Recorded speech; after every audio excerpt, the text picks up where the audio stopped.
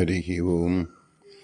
ಆಪಾದಮೌಳಿಪರ್ಯಂತಂ ಗುರುಣಾಮಾಕೃತಿಂ ಸ್ಮರೇತ್ ತೇನ ವಿಘ್ನಾಃ ಪ್ರಣಶ್ಯಂತಿ ಸಿದ್ಧಂತಿ ಚ ಮನೋರಥಾಃ.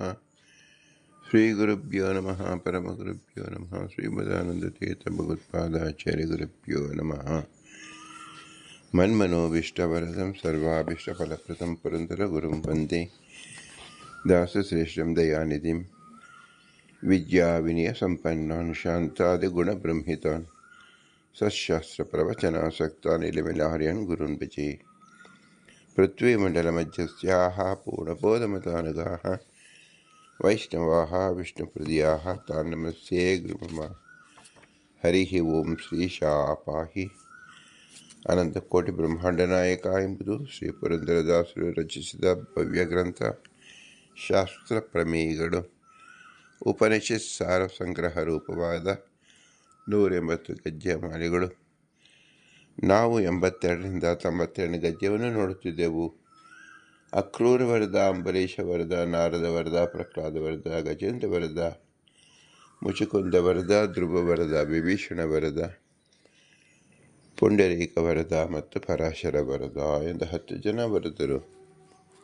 10 ಎಂಬುದು ಅನಂತ ಸಂಖ್ಯೆ. ಜೀವರು ಅನಂತ ಸಂಖ್ಯೆಯಲ್ಲಿದ್ದಾರೆ. ಎಲ್ಲ ಜೀವರು ಪರಸ್ಪರ ಭಿನ್ನರಾಗಿದ್ದಾರೆ. ಈ ಭಿನ್ನತೆಗೆ ಕಾರಣ ಅವರಲ್ಲಿರತಕ್ಕಂಥ ತಾರತಮ್ಯ. ಆದ್ದರಿಂದ ಪ್ರತಿಯೊಬ್ಬ ಜೀವರು ತಮ್ಮ ತಮ್ಮ ಯೋಗ್ಯತೆಯನ್ನು ತಿಳಿದುಕೊಳ್ಳುವುದು ಅತ್ಯವಶ್ಯಕವಾಗಿದೆ. ಜ್ಞಾನ ಇರತಕ್ಕಂಥದ್ದು ಜೀವರಿಗೆ ಮಾತ್ರ. ಪರಮಚೇತನಾದ ಭಗವಂತನಿಗೆ ಸ್ವತಂತ್ರನಾದ್ರಿಂದ, ಸರ್ವಜ್ಞನಾದಿಂದ ಪೂರ್ಣ ಜ್ಞಾನ. ಅವನು ಏನು ತಿಳಿಯಬೇಕಾದ್ದು ಎಂಬತಕ್ಕಂಥದ್ದು ಇಲ್ಲವೇ ಇಲ್ಲ. ಮತ್ತು ಅವನು ಶಾಸ್ತ್ರದಿಂದಾಗಲಿ ಅವನಿಂದ ಯಾರಿಂದಲೂ ಏನು ಆಗಬೇಕಾದ್ದು ಏನಿಲ್ಲ.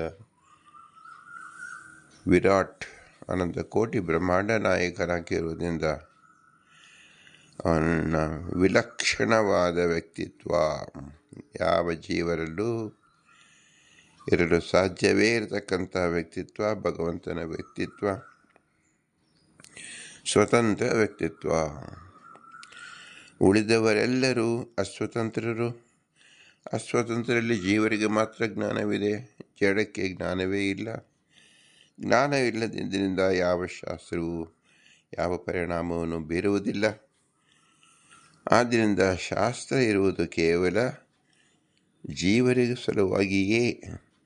ಜೀವರಿಗೆ ಅದಕ್ಕೋಸ್ಕರ ಶಾಸ್ತ್ರವಿದೆ ಅಂದರೆ ಎಲ್ಲ ಜೀವರು ಅಸೃಜಾವಸ್ಥೆಯಿಂದ ಸೃಜಾವಸ್ಥೆ, ಸೃಜಾವಸ್ಥೆಯಿಂದ ಮುಕ್ತಾವಸ್ಥೆಗೆ ಹೋಗತಕ್ಕಂಥ 3 ಅವಸ್ಥಾತ್ರಯ ಎಂಬತಕ್ಕಂಥದ್ದು ಇದೆ. ಆ ಅವಸ್ಥಾತ್ರಯವನ್ನು ಭಗವಂತ ನಮಗೆ ನೆನಪಿಸಿಕೊಡಲು ಪ್ರತಿ ದಿನವೂ 3 ಅವಸ್ಥೆಯನ್ನು ನಮಗೆ ತೋರಿಸುತ್ತಲೇ ಇರುತ್ತಾನೆ.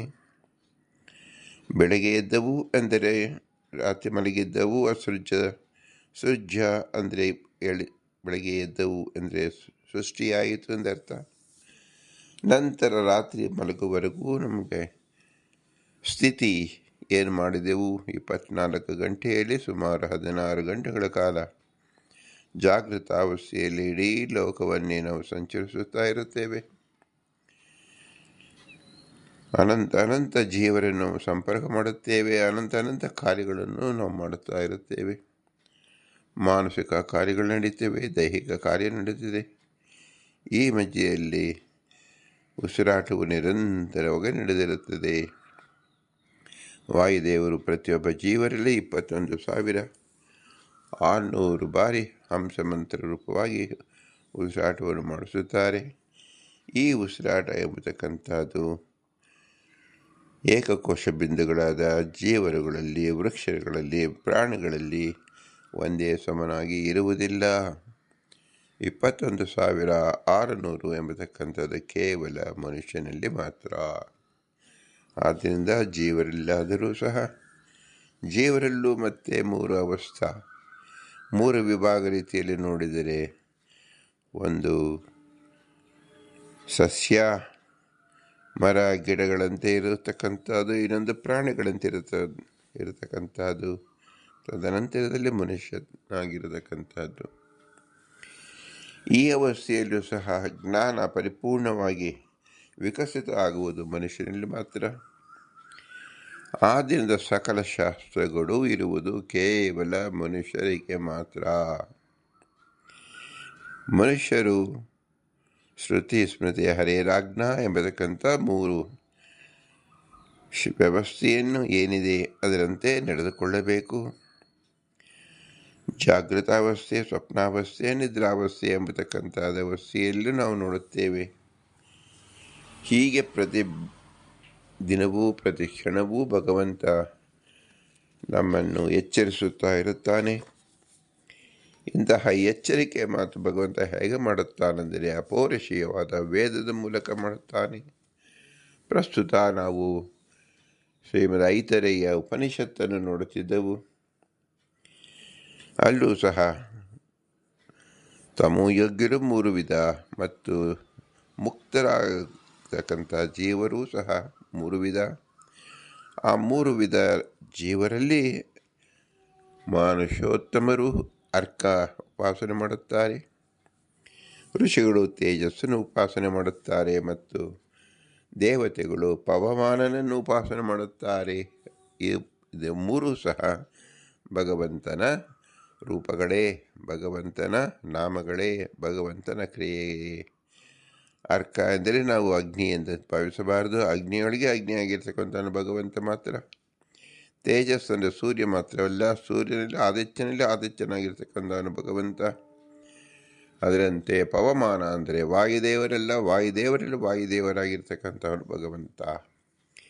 ಹೀಗೆ ಅರ್ಕ, ತೇಜಸ್ಸು ಮತ್ತು ಪವಮಾನನ ಆರಾಧನೆ ಉಪಾಸನೆ ಮಾಡತಕ್ಕಂಥದ್ದನ್ನು ಈ ಉತ್ತಮವಾದ ಐತರೇಯ ಉಪನಿಷತ್ತು ನಮಗೆ ತಿಳಿಸ್ಕೊಡ್ತಾ ಇದೆ. ಮತ್ತು ಅನ್ನ ಅಂದರೆ ಏನು, ಉಕ್ತ ಅಂದರೆ ಏನು, ಭಗವಂತನನ್ನು ಯಾವ ಶಬ್ದದಿಂದ ಹೇಳಿದರೂ ಭಗವಂತನೇ ಪ್ರಾಪ್ತನಾಗುತ್ತಾನೆ. ಆದರೆ ಶ್ರೀಮದ್ ಐತರೇಯ ಉಪನಿಷತ್ತು ಉಕ್ತ ಎಂಬುದ ಶಬ್ದದಿಂದ ಯಾವ ಪದಾರ್ಥದ ಪರಿಣಾಮ ರೂಪವಾಗಿ, ವಿಷಯ ಸಂಗ್ರಹ ರೂಪವಾಗಿ ನಾವು ತಿಳಿದುಕೊಳ್ಳಬೇಕಾದ್ರೆ ಏನು ತಿಳಿಯಬೇಕು? ಭಗವಂತನನ್ನೇ ತಿಳಿಯಬೇಕು, ಸಾರಭೂತವಾದ ಭಗವಂತನೇ ತಿಳಿಯಬೇಕು ಎಂಬ ಅಭಿಪ್ರಾಯವನ್ನು ಉಪನಿಷತ್ತು ತಿಳಿಸ್ತಾ ಇರೋದನ್ನು ಶ್ರೀಮದಾನಂದ ತೀರ್ಥರು ನಮಗೆ ತಮ್ಮ ಭಾಷ್ಯದಿಂದ ಅತಿ ಸ್ಪಷ್ಟಪಡಿಸ್ತಾ ಇದ್ದಾರೆ. ಶಸ್ತ್ರ ಮಂತ್ರದಂತೆ ಅನ್ನ ತೃಪ್ತಿಕರ. ಅನ್ನ ಎಂದರೆ ಎಲ್ಲರೂ ಜೀವಿಸಿರುವುದು ಅನ್ನದಿಂದ. ಹಾಗಾದರೆ ಈ ಅನ್ನದಲ್ಲಿಯೇ ಪ್ರತ್ಯೇಕವಾದ ಅನ್ನಗಳಿದೆ. ಯಾವ ಪಶುಗಳಿಗಿರ್ತಕ್ಕಂಥ ಅನ್ನ, ವೃಕ್ಷಗಳಿಗಿರ್ತಕ್ಕಂಥ ಅನ್ನ, ಮನುಷ್ಯರಿಗಿರ್ತಕ್ಕಂಥ ಅನ್ನ, ಭೂಲೋಕದಲ್ಲಿರ್ತಕ್ಕಂಥ ಅನ್ನ, ಆಕಾಶ ಲೋಕದಲ್ಲಿ ಅನ್ನ, ಸ್ವರ್ಗದಲ್ಲಿ ಇರತಕ್ಕಂಥ ಅನ್ನ ಎಂಬತಕ್ಕಂಥದ್ದು ವಿವರಣೆ ನಾವು ನಿನ್ನೆ ದಿನ ಕೇಳಿದೆವು. ಈ ಅನ್ನದ ತೃಪ್ತಿ ಹೇಗಾಗುತ್ತದೆ ಎಂಬತಕ್ಕಂಥ ಶ್ರೀಮದಾನಂದ ತೀರ್ಥರು ನಮಗೆ ತಿಳಿಸ್ಕೊಡ್ತಾ ಇದ್ದಾರೆ. ತೃಚ ಅಶೀತೆ ವಿಭಿನ್ನಸ್ಯ ಶಸ್ತ್ರಸ್ಯ ಅನ್ನತ್ವ ಹೇತುತಃ ವಿಷ್ಣೋ ಸಸೃಜಾತಿ ಇತಿವತ್ ಸ್ಯಾತ್ ಪ್ರಸಿದ್ಧ ಅನ್ನಂ ಇತಿ ಸ್ಮೃತಂ. ಅನ್ನಾಭಿಮಾನ ದೇವಸ್ಯ ತೃತಾ ಅಶೀತಸ್ಯ ದೇವತಾ ಸೋಮ ಏವ ತತಶ್ಚ ಅನ್ನಂ ಅಶಿತೀಯಃ ಇತೀರಿತಾಂ. ಅದನಾಘ್ರಾಣದೃಷ್ಟಾಖ್ಯಂ ಭೋಗತ್ರಯಂ ವಿಭಾಗತಃ ಮುಖಾನಾಸ ಚಕ್ಷುಷಾಂ ತದ್ ಭೋಗ್ಯಂ ಅನ್ನಂ ಹರೇ ಶ್ರುತಂ. ಭಗವಂತ ನಮ್ಮ ಮುಖದಲ್ಲಿ ಕೊಟ್ಟಿರ್ತಕ್ಕಂಥ 3 ಅಂಗಗಳಿಂದ 3 ಅನ್ನವನ್ನು, ಅಲ್ಲಿ ಪ್ರತಿಪಾದ್ಯ ದೇವತಾ ಮತ್ತು ಭಗವಂತನನ್ನು ಉಪಾಸನೆ ಮಾಡುವ ಕ್ರಮವನ್ನು ಇಲ್ಲಿ ತಿಳಿಸ್ತಾ ಇದ್ದಾರೆ. 80 ತೃಚಿಗಳಾಗಿ ವಿಂಗಡಿಸಲ್ಪಟ್ಟ ಶಸ್ತ್ರ ಮಂತ್ರ ವಿಷ್ಣುವಿಗೆ ಅನ್ನದಂತೆ ಪ್ರೀತಿಕರವಾಗಿರುವುದರಿಂದ ಪ್ರಸಿದ್ಧ ಅನ್ನವೇ 80 ತೃಚಿಗಳಂತೆ ಎನ್ನಲಾಗುತ್ತಿದೆ. ಅನ್ನಕ್ಕೆ ಅಭಿಮಾನಿಯಾದ ಸೋಮನೇ 80 ತೃಷೆಗಳಿಗೂ ಅಭಿಮಾನಿ ದೇವತೆ. ಆದ್ದರಿಂದಲೂ 80 ತೃಷೆಗಳ ಅನ್ನ ಎಂದಿದೆ. ಆದಿದೈವದಲ್ಲಿ ವಿಷ್ಣು ರೂಪಗಳು ಪಂಚ ಇಂದ್ರಿಯಗಳಿಂದಲೂ ಅನ್ನವನ್ನು ಭೋಗಿಸುತ್ತಿದ್ದರೂ ಆಧ್ಯಾತ್ಮದಲ್ಲಿ ಜೀವದೇಹದ ಬಾಯಿ, ಮೂಗು, ಕಣ್ಣುಗಳಲ್ಲಿರುವ ಪರಶುರಾಮ ದೇವರು, ರಾಮದೇವರು ಮತ್ತು ನರಸಿಂಹದೇವರು ಕಪಿಲ ರೂಪವಾದ ಶ್ರೀಹರಿಯು ಬಾಯಿ, ಮೂಗು, ಕಣ್ಣುಗಳ ಕ್ರಮವಾಗಿ ಭಕ್ಷಣ, ಆಘ್ರಾಣ, ದರ್ಶನ ರೂಪ ಭೋಗತ್ರಯವನ್ನು ಮಾಡುತ್ತದೆ. ಆದ್ದರಿಂದ ಅನ್ನವು 80 ತೃಷೆಗಳಂತೆ ಭೋಗ್ಯವೆಂದು ಉಪನಿಷತ್ತು ತಿಳಿಸಿದೆ. ನಾವು ಪ್ರತಿನಿತ್ಯವೂ ಭಗವಂತನ ಆರಾಧನೆ ಮಾಡುವಾಗ, ಭಗವಂತನ ನಿವೇದನೆ ಮಾಡುವಾಗ ನಾವು ಹೇಗೆ ನಾವು ಅರ್ಪಿಸಬೇಕು ಭಗವಂತನಿಗೆ? ಮೊಟ್ಟ ಮೊದಲಿಗೆ ನಮ್ಮ ಕಣ್ಣಿನಿಂದ ದರ್ಶನ, ಭಗವಂತ ದರ್ಶನ ಮಾಡುತ್ತಾನೆ. ನಮ್ಮ ಕಣ್ಣಿನಲ್ಲಿ ನಿಂತು ಕಪಿಲರೂಪಿ ಭಗವಂತ ದರ್ಶನ ಮಾಡುತ್ತಾನೆ ಎಂದು ಭಾವಿಸಬೇಕು. ಮೂಗಿನಲ್ಲಿ ನಿಂತ ಭಗವಂತ ಆಘ್ರಾಣೆ ಮಾಡುತ್ತಾನೆ ಎಂದು ತಿಳಿಯಬೇಕು. ಅದು ಪರಶುರಾಮ ರೂಪ ಎಂದು ತಿಳಿಯಬೇಕು. ನರಸಿಂಹ ರೂಪದಿಂದ ಬಾಯಿಯಲ್ಲಿಂದ ಅಗ್ನಿ ರೂಪವಾಗಿ ಸ್ವೀಕಾರ ಮಾಡುತ್ತಾನೆ ರಸವನ್ನು, ಸ್ವಾಕ್ಯ ರಸವನ್ನು ಎಂದು ತಿಳಿಯಬೇಕು. ಹೀಗೆ ಒಂದು ಪದಾರ್ಥದ ದರ್ಶನ, ಆಘ್ರಾಣ ಅಂದರೆ ವಾಸಿ ಮೂಸಿ ನೋಡುವುದು ಮತ್ತು ತನ್ನ ಸ್ವಾಕ್ಯ ರಸವನ್ನು ಭುಂಜಿಸುವುದು, ಇದು ನಿವೇದನ ಎಂದ ಹೆಸರು. ಪ್ರತಿಯೊಬ್ಬ ಜೀವಿಯು, ಸಾತ್ವಿಕ ಜೀವಿಯು ಭಗವಂತನಿಗೆ ಒಂದು ತೃಣವಾಗಲಿ, ಒಂದು ಬಿಂದುವಾಗಲಿ, ಒಂದು ಕಾಳ ದವಸ ಧಾನ್ಯ ಏನೇ ನಾವು ತಿಂದರೂ ಸಹ ಭಗವಂತನಿಗೆ ಈ ರೂಪ ಚಿಂತನೆಯನ್ನು ಮಾಡಿ, ಭಗವಂತ ಕಪಿಲ ರೂಪದಿಂದ ನೋಡಿದ್ದಾನೆ, ಪರಶುರಾಮ ರೂಪದಿಂದ ವಾಸನೆಯನ್ನು ಕಂಡಿದ್ದಾನೆ, ನರಸಿಂಹ ರೂಪದಿಂದ ತನ್ನ ಸ್ವಾಕ್ಯ ರಸವನ್ನು ಭುಂಜಿಸಿ ಪವಿತ್ರ ಮಾಡಿದ್ದಾನೆ ಆ ಪದಾರ್ಥವನ್ನು ಎಂದು ಭಾವಿಸಿ ನಾವು ಅದನ್ನು ತೆಗೆದುಕೊಂಡಾಗ ಅದು ನಿವೇದನೆ ಎನಿಸುತ್ತದೆ. ಆದ್ದರಿಂದಲೇ ನಮಗೆ ಕೈಗಳನ್ನು ಕೊಟ್ಟಿದ್ದಾನೆ, 2 ಕಣ್ಣುಗಳನ್ನು ಕೊಟ್ಟಿದ್ದಾನೆ, 2 ಮೂಗಿನ ಹೊಳ್ಳೆಯನ್ನು ಕೊಟ್ಟಿದ್ದಾನೆ, 1 ನಾಲಿಗೆಯನ್ನು ಕೊಟ್ಟಿದ್ದಾನೆ. ಇದು ಪ್ರತಿರೂಪವಾಗಿ ಭಗವಂತನ ಸ್ಥಳ, ಪದಾರ್ಥವನ್ನು ಹೇಗೆ ಅರ್ಪಿಸಬೇಕು, ಯಾವ ರೂಪದಿಂದ ಅರ್ಪಿಸಬೇಕು, ಯಾವ ಕಾರ್ಯ ನಡೆಯುತ್ತದೆ ಎಂಬ ನಿರ್ದಿಷ್ಟವಾಗಿ ತಿಳಿದುಕೊಳ್ಳುವುದೇ ನಿವೇದನ ಎಂದ ಹೆಸರು. ಇದು ತಾಯಿ ಮಗು ಹಾಲು ಕುಡಿಯುವಾಗ ಸ್ಮರಿಸಿಕೊಳ್ಳಬೇಕು. ಅಂಥ ಸಂಸ್ಕಾರ ನಾವು ಪಡೆದುಕೊಂಡಿರಬೇಕು. ಅದರಂತೆ ಪ್ರತಿದಿನ, ಪ್ರತಿ ಕ್ಷಣವೂ, ಪ್ರತಿ ಜೀವರು ಮಾಡುವ ಸಕಲ ಕಾರ್ಯಗಳಲ್ಲೂ ಸಕಲ ಪದಾರ್ಥಗಳು ಏನು ತಿನ್ನುತ್ತಾರೆ ಅದರಲ್ಲಿ ಈ ಭಗವಂತನ ರೂಪವನ್ನು ಚಿಂತಿಸಬೇಕು. ಅಂತ್ಯ ಕ್ಷಣದಲ್ಲಿಯೂ ಸಹ ಇದನ್ನೇ ನಾವು ಭಗವಂತನಲ್ಲಿ ಸ್ಮರಣೆ ಮಾಡಿದಾಗ ಆ ಶರೀರ ಎಂಬುದು ಪವಿತ್ರ ಎನಿಸುತ್ತದೆ. ಭಗವಂತ ಅಂತಹ ಪವಿತ್ರವನ್ನು ಅತ್ಯಂತ ಪ್ರೀತಿಕರವಾಗಿ ಉತ್ತಮ ಗತಿಯನ್ನು ಕೊಡುತ್ತಾನೆ ಎಂಬುದು ಈ ಉಪನಿಷತ್ತಿನ ಸಾರಭೂತವಾಗಿದೆ ಎಂದು ಶ್ರೀಮದಾನಂದ ತೀರ್ಥರು ನಮಗೆ ತಿಳಿಸ್ತಾ ಇದ್ದಾರೆ. ಪ್ರತಿ ಯಾಗದಲ್ಲಿಯೂ ಅವಶ್ಯ ಬೇಕಾಗುವ 16 ಋತ್ವಿಜರಲ್ಲೂ ಪ್ರಧಾನರಾದವರು 4 ಮಂದಿ ಋಗ್ವೇದ ಮಂತ್ರದಿಂದ ಸಾಮಗಾನ ರಹಿತವಾಗಿ ದೇವತೆಗಳನ್ನು ಹೊಗಳುವನು ಹೋತೃ, ಯಜುರ್ವೇದೋಕ್ತ ಕ್ರಮದಿಂದ ಹೋಮಿಸುವನು ಅಧ್ವರ್ಯ,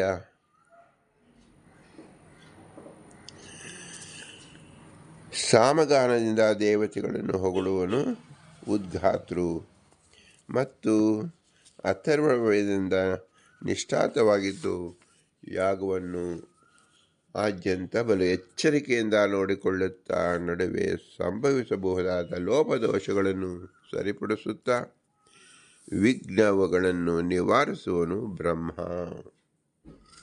ಹೋತೃವು ದೇವತೆಗಳನ್ನು ಮಂತ್ರಗಳಿಂದ ಹೊಗಳುವುದಕ್ಕೆ ಶಂಸನ ಎಂದು, ಹೊಗಳುವ ಮಂತ್ರಕ್ಕೆ ಶಸ್ತ್ರ ಮಂತ್ರಗಳೆಂದು ಹೆಸರು.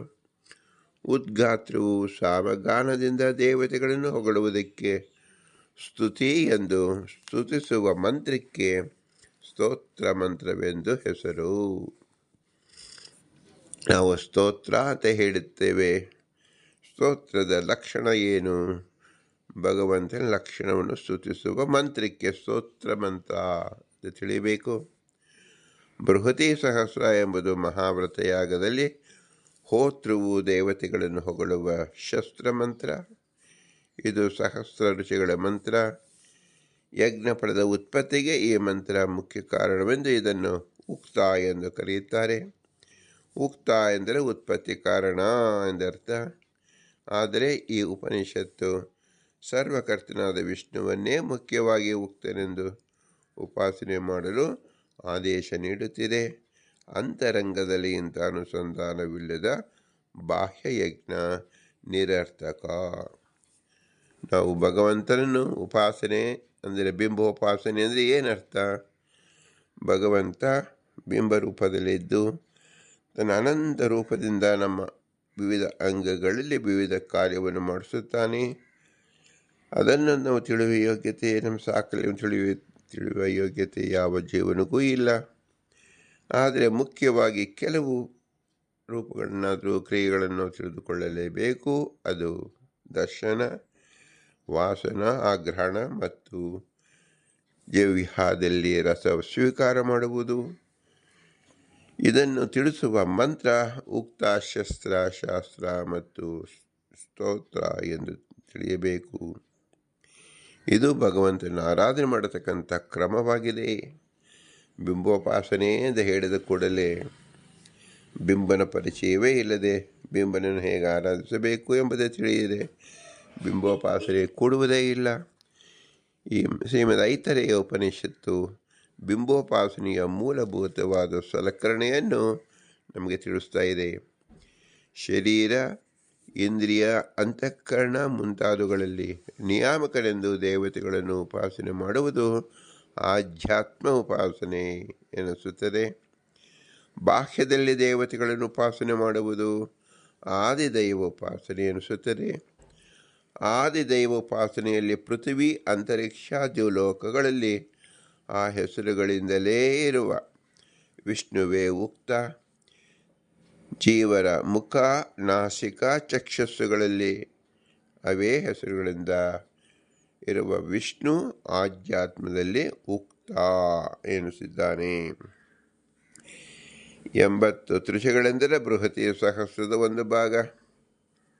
ಬೃಹತಿ ಎಂದರೆ 36 ಅಕ್ಷರಗಳ ಒಂದು ಛಂದಸ್ಸು. ಆದ್ದರಿಂದ ಬೃಹತಿ ಸಹಸ್ರವೆಂದರೆ 36,000 ಅಕ್ಷರಗಳುಳ್ಳ ಒಂದು ಶಸ್ತ್ರ ಮಂತ್ರ. ಅದರಲ್ಲಿ ಬೃಹತಿ ಛಂದಸ್ಸಿನ 1000 ರುಚಿಗಳ ಇರಬೇಕೆಂದಿಲ್ಲ. ಋಗ್ವೇದದಲ್ಲಿ ಬೇರೆ ಬೇರೆ ಕಡೆ ಬರುವ ಬೇರೆ ಬೇರೆ ಛಂದಸ್ಸಿನ ಮಂತ್ರಗಳನ್ನು ಒಟ್ಟು 36,000 ಅಕ್ಷರಗಳಾಗುವಂತೆ ಸಂಗ್ರಹಿಸಿ ಈ ಬೃಹತಿ ಸಹಸ್ರವನ್ನು ಸಿದ್ಧಪಡಿಸಲಾಗುತ್ತದೆ. ಈ ಇಡೀ ಮಂತ್ರದಲ್ಲಿ 5 ಭಾಗಗಳು, ನಡುವಿನ 3 ಭಾಗಗಳು ಕ್ರಮವಾಗಿ ಗಾಯತ್ರಿ, ಬೃಹತಿ, ಉಷ್ಣಿಕ್ ಛಂದಸ್ಸಿನ ಮಂತ್ರಗಳು. ಗಾಯತ್ರಿ 24 ಅಕ್ಷರಗಳ ಛಂದಸ್ಸು, ಉಷ್ಣಿಕ್ 28 ಅಕ್ಷರಗಳದು. 3 ಭಾಗಗಳಲ್ಲಿ ಪ್ರತಿಯೊಂದರಲ್ಲಿ ಕ್ರಮವಾಗಿ 3 ಛಂದಸ್ಸುಗಳ 80 ತ್ರಿಷಗಳಿವೆ.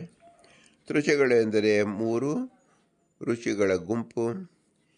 ಈ 3 ಭಾಗಗಳಿಗೆ ಆದ್ಯಂತಗಳಲ್ಲಿಯೂ 2ರಲ್ಲಿಯೂ 200 ಬೃಹತಿ ಋಷಿಗಳು, 10 ಗಾಯತ್ರಿ ಋಷಿಗಳು ಇದೆ.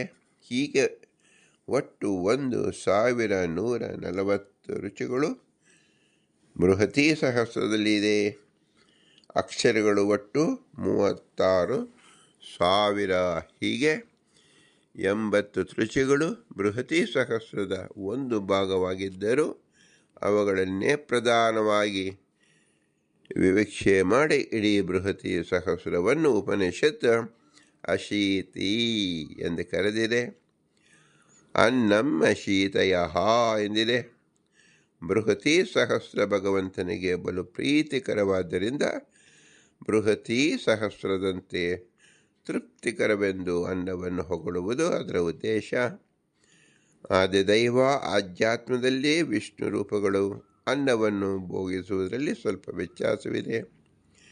ಆದಿದೈವದಲ್ಲಿ ಪೃಥ್ವಿ, ಅಂತರಿಕ್ಷ, ಜೀವನಾಮಕ ರೂಪಗಳು ತಮ್ಮ ಬಾಯಿ, ಮೂಗು, ಕಣ್ಣು ಮುಂತಾದ ಎಲ್ಲ ಇಂದ್ರಿಯಗಳಿಂದಲೂ ನಾಲಿಗೆಯಿಂದ ಸವಿಯುವುದು, ಮೂಗಿನಿಂದ ಸುವಾಸನೆಯನ್ನು ಆಘ್ರಾಣಿಸುವುದು ಮುಂತಾಗಿ ಭೋಗಿಸುತ್ತದೆ. ಆದರೆ ಆಧ್ಯಾತ್ಮದಲ್ಲಿ ಜೀವನ ಬಾಯಿಯಲ್ಲಿರುವ ವಿಷ್ಣುವಿನ ಬಾಯಿ ಪ್ರತ್ಯೇಕವಾಗಿ ಪರಶುರಾಮವೆಂದು ಒಂದು ರೂಪ.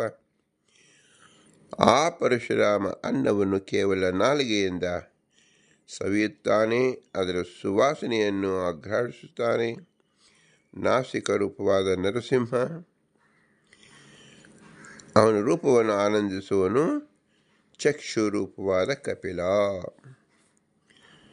ಕಣ್ಣಿನಲ್ಲಿ ಕಪಿಲ ರೂಪಿ, ನಾಸಿಕದಲ್ಲಿ ನರಸಿಂಹರೂಪಿ ಮತ್ತು ನಾಲಿಗೆಯಲ್ಲಿ ನರಸಿಂಹರೂಪಿ. ಹೀಗೆ ನಾವು ಮೂರು ರೂಪವನ್ನು, ಭಗವದ್ ರೂಪವನ್ನು ನಾವು ಪ್ರತಿನಿತ್ಯವೂ ಧ್ಯಾನಿಸಬೇಕು. ಕಪಿಲ, ನರಸಿಂಹ, ಪರಶುರಾಮ, ಕಣ್ಣು, ಮೂಗು, ನಾಲಿಗೆ. ಈ ಮೂರು ಇಂದ್ರಿಯಗಳಿಂದ ನಾವು ವಿಶ್ವದ ಸಕಲ ಪದಾರ್ಥವನ್ನು ನಾವು ಸಂಬಂಧ ಹೊಂದುತ್ತೇವೆ. ನಾವು ನೋಡಿಕೊಂಡು ಬರುತ್ತೇವೆ. ಪದಾರ್ಥವನ್ನು ಪರಿಚಯ ಮಾಡುವುದಕ್ಕೆ ಮೊಟ್ಟ ಮೊದಲು ನಾವು ಮಾಡುವುದು ಏನು? ದರ್ಶನವೇ. ನೋಡುತ್ತೇವೆ. ನಂತರದಲ್ಲಿ ಅದರ ಸಾರವನ್ನು ನಾವು ತಿಳಿದುಕೊಳ್ಳುವುದು. ವಾಸನೆಯನ್ನು ನೋಡುತ್ತೇವೆ. ವಾಸನೆಯಲ್ಲಿ ನಮಗೆ ಶುದ್ಧತೆ ಕಂಡು ಬಂದಾಗ ಅದನ್ನು ಸ್ವೀಕಾರ ಮಾಡೋಕ್ಕೆ ಯೋಗ್ಯವಾಗಿದೆ ಎಂದು ನಾಲಿಗೆ ಮೇಲೆ ಹಾಕಿಕೊಳ್ಳುತ್ತೇವೆ. ಇದು ಪ್ರತಿ ಪ್ರಾಣಿಗಳಲ್ಲೂ ನಾವು ನೋಡಬಹುದು, ಮನುಷ್ಯರಲ್ಲೂ ನೋಡಬಹುದು. ಆದರೆ ಹೀಗೆ ಮಾಡುವ ಮುಂಚಿತವಾಗಿ ಈ ದರ್ಶನ ಮಾಡತಕ್ಕಂಥವನು ಕಪಿಲ ರೂಪಿ ಭಗವಂತ ಎಂದು ಆರಾಧನೆ ಮಾಡುವರು. ಆ ಬಿಂಬನ ಒಂದು ರೂಪ ಕಪಿಲ ರೂಪ ಅಂತ ಚಿಂತಿಸಬೇಕು. ಬಿಂಬನ ಮತ್ತೊಂದು ರೂಪ ಪರಶುರಾಮ ರೂಪನಾಗಿ ಮೂಗಿನಲ್ಲಿ ವಾಸನೆಯನ್ನು ನೋಡುತ್ತಾನೆ ಅಂತ ತಿಳಿಯಬೇಕು. ಮತ್ತು ನರಸಿಂಹರೂಪಿ ನಾಲಿಗೆಯಲ್ಲಿ ನೋಡಬೇಕು. ಪರಶುರಾಮ ದೇವರು ಅಗ್ನಂತರ್ಗತ ರಸವನ್ನು ಸ್ವೀಕಾರ ಮಾಡುವುದರಿಂದ ಅವನ ನಾಲಿಗೆಯಲ್ಲಿ ನೋಡಬೇಕು. ನರಸಿಂಹನನ್ನು ಮೂಗಿನಲ್ಲಿ ಆಘ್ರಾಣ ಮಾಡುವಾಗ ನೋಡಬೇಕು. ಹೀಗೆ ಕಪಿಲ, ನರಸಿಂಹ, ಪರಶುರಾಮ ಎಂಬುದನ್ನು ನಾವು ಮನಸ್ಸಿನಲ್ಲಿ ಹಚ್ಚಿಕೊಂಡಾಗ ಬಿಂಬೋಪಾಸನೆಯ ಪ್ರಥಮ ಪಾಠದಲ್ಲಿ ಬಿಂಬನ ಪ್ರತ್ಯಕ್ಷವಾದಂತೆ ಆಗುತ್ತದೆ. ಕಣ್ಣಿಂದ ನೋಡಿದ ಕೂಡಲೇ ಬಿಂಬನ ದರ್ಶನವಾಯಿತು. ನರಸಿಂಹ ರೂಪದಿಂದ ವಾಸನೆ ನೋಡಿದಾಗ ಬಿಂಬನ ದರ್ಶನವಾಯಿತು. ಮತ್ತು ಪರಶುರಾಮ ರೂಪಿ ಯಾವ ನಾಲಿಗೆಯಲ್ಲಿ ರಸವನ್ನು ಸ್ವೀಕರಿಸಿದಾಗ ಪರಶುರಾಮ ದೇವರ ಬಿಂಬನ ರೂಪವಾಯಿತು ಎಂದು ತಿಳಿಯಬೇಕು. ಬಿಂಬನಿಗೆ ಅನಂತ ರೂಪಗಳಿದೆ. ನಮ್ಮಲ್ಲಿರ್ತಕ್ಕಂಥ ಬಿಂಬನ ರೂಪ ಸಾಕ್ಷಾತ್ಕಾರದಲ್ಲಿ ಮಾತ್ರ ಎಲ್ಲರಿಗೂ ತಿಳಿಯುವುದು. ಆದರೂ ಯಾವ ಕಾಲದಲ್ಲಿ ನಮಗೇನು ತಿಳಿದರೂ ಸಹ ಆ ಬಿಂಬನಿಗೂ ಕಪಿಲರೂಪಿ ಭಗವಂತನಿಗೂ ಮೂಗಿನಲ್ಲಿ ಆಘ್ರಾಣ ಮಾಡತಕ್ಕಂಥ ನರಸಿಂಹರೂಪಿಗೂ ಮತ್ತು ನಾಲಿಗೆಯಲ್ಲಿ ರಸವನ್ನು ಸ್ವೀಕಾರ ಮಾಡತಕ್ಕಂಥ ಪರಶುರಾಮ ರೂಪಿಗೂ ಅತ್ಯಂತ ಅಭೇದವಾಗಿರುವುದರಿಂದ ಬಿಂಬ ಎಂಬ ಶಬ್ದವನ್ನು ಎಲ್ಲ ಕಡೆ ನಾವು ಹಚ್ಚಿಕೊಳ್ಳಬಹುದು. ಅವನೇ ಇವ ಎಂದು ಸಹ ನಾವು ಹೇಳಬಹುದು. ಏಕೆಂದರೆ ಅವನಲ್ಲಿ ಭಿನ್ನವಿಲ್ಲ, ಅಭಿನ್ನತ್ವ ಇರುವುದರಿಂದ. ಇದು ಬಿಂಬೋಪಾಸನೆಯ ಮೂಲಭೂತವಾಗಿದೆ. ಇನ್ನು ಮುಂದೆ ನಾವು ಅರ್ಕ ಅಂದರೆ ಏನು, ತೇಜಸ್ ಅಂದರೆ ಏನು, ಪವಮಾನ ಅಂದರೆ ಏನು ಎಂಬತಕ್ಕಂಥದ್ದನ್ನು ಶ್ರೀಮದಾನಂದ ತೀರ್ಥರು ತಿಳಿಸಿಕೊಡುತ್ತಾರೆ. ಅದನ್ನು ಮುಂದಿನ ವಿಷಯದಲ್ಲಿ ನಾವು ಚಿಂತಿಸೋಣ. ನಾವು ಬಿಂಬೋಪಾಸನೆ ಎಂಬತಕ್ಕಂಥದ್ದು ಆತುರವಾಗಿ ನಾವು ಮಾಡತಕ್ಕಂಥದ್ದಲ್ಲ. ಜೀವನ ಪೂರ್ತಿಯಾಗಿ ಬಿಂಬನ ಪ್ರತಿ ಉಸಿರಿನಲ್ಲೂ ಬಿಂಬೋಪಾಸನೆಯನ್ನು ಮಾಡತಕ್ಕಂಥದ್ದು ನಮ್ಮ ಕ್ರಮವಾಗಿದೆ. ಅದು ಉಪನಿಷತ್ತಿನಲ್ಲಿ ಅಪೌರುಷೇಯವಾದ ಐತರೆಯ ಉಪನಿಷತ್ತಿನಲ್ಲಿ ಉಕ್ತವಾಗಿರುವುದರಿಂದ, ಉಕ್ತ ಅಂತ ಹೇಳಿದಾಗ ಉಕ್ತನಾದ ಶಬ್ದಕ್ಕೆ ಭಗವಂತ ಎಂದು ಹೆಸರು. ಆದ್ದರಿಂದ ಭಗವಂತ ನಾಮವನ್ನು ನಾವು ತಿಳಿಸಿದರೂ ಭಗವಂತ ಅರ್ಥವನ್ನು ತಿಳಿದುಕೊಂಡಾಗ ಭಗವಂತ ತೃಪ್ತನಾಗುತ್ತಾನೆ ಹೊರತು ಅರ್ಥ ಅನುಸಂಧಾನವಿಲ್ಲದೆ ನಾವು ಏನು ಮಾಡಿದರೂ ಸಹ ಅದು ಸಾರ್ಥಕ ಎನಿಸುವುದಿಲ್ಲ. ಆದ್ದರಿಂದ ಬಿಂಬೋಪಾಸನೆಯ ಮೂಲಭೂತವಾದ ಸ್ಥಿತಿಗತಿಯನ್ನು ನಾವು ಈ ಶ್ರೀಮದ್ ಐತರೇಯ ಉಪನಿಷತ್ತಿನಲ್ಲಿ ಶ್ರೀಮದಾನಂದ ತೀರ್ಥರು ಭಾಷ್ಯ ರೂಪದಲ್ಲಿ ತಿಳಿಸಿರುವುದನ್ನು ವಿಸ್ತಾರವಾಗಿ ತಿಳಿದುಕೊಳ್ಳೋಣ. ಸಾಧ್ಯವಾದಷ್ಟು ನಮ್ಮ ಮನಸ್ಸಿನಲ್ಲಿ ಅದನ್ನು ಹಿಡಿದುಕೊಳ್ಳೋಣ, ನಿತ್ಯ ಅನುಸಂಧಾನದಲ್ಲಿ ತೊಡಗಿಸಿಕೊಳ್ಳೋಣ. ಆಗ ಅದರ ರುಚಿಯನ್ನು ನಾವು ಸವಿಯಲು ಸಾಧ್ಯ. ನಿಜವಾದ ರುಚಿ ನಮಗೆ ಬರಬೇಕಾದರೆ ಕಣ್ಣಿನಿಂದ ರುಚಿ ಪಟ್ಟಿರಬೇಕು, ಮೂಗಿನಿಂದಲೂ ಆಗಿರಬೇಕು, ನಂತರ ಬಾಯಿಯಲ್ಲಿ ಬರತಕ್ಕಂಥದ್ದು. ಇದು ಕ್ರಮವಾಗಿದೆ. ಆದ್ದರಿಂದಲೇ ಪ್ರತಿಯೊಂದು ಈ ವಿಭಾಗವನ್ನು ನಾವು ಚೆನ್ನಾಗಿ ಕೈಯಲ್ಲಿ ನಾವು ನೆಲ್ಲಿಕಾಯಿನ ಇಟ್ಟುಕೊಂಡರೆ ಎಷ್ಟು ಸ್ಪಷ್ಟವಾಗಿ ತಿಳಿಯುವುದೋ ಅಷ್ಟು ಸ್ಪಷ್ಟವಾಗಿ ನಾವು ತಿಳಿದುಕೊಳ್ಳಬೇಕು. ಇದು ಜೀವನದಲ್ಲಿ ಅಮೃತಮಯವಾದ ಗಳಿಗೆ ಎಂದು ತಿಳಿಯಬೇಕು. ಇಂತಹ ಸುಜ್ಞಾನ ಎಂಬತಕ್ಕಂಥದ್ದು ಒಂದು ಕ್ಷಣ ಬಂದರೆ ಅದು ಇಡೀ ಜೀವನ ಪರ್ಯಂತವಾಗಿ ಉಳಿದು ಬಿಡುತ್ತದೆ. ಇಂಥ ಸುವರ್ಣ ಮಹೋತ್ಸವವನ್ನು ಶ್ರೀ ಪುರಂದರದಾಸರು ವರದರು ಎಂಬ ಶಬ್ದದಿಂದ ತಿಳಿಸಿಕೊಟ್ಟಿದ್ದಾರೆ.